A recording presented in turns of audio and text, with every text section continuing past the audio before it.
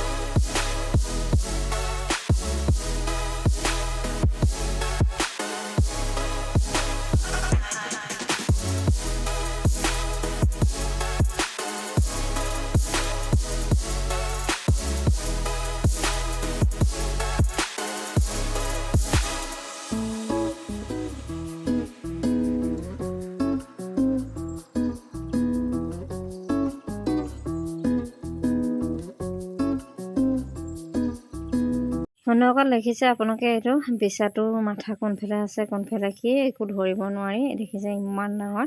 আৰু মই ইয়াক লৈ ভিডিঅ' এটা বনালোঁ। আপোনালোকে যদি এনেকুৱা বিচা কেতিয়াবা ক'ৰবাত দেখিছে বা আপোনালোকৰ ঘৰতে দেখিছে কমেণ্টত আপোনালোকে লিখিব পাৰে।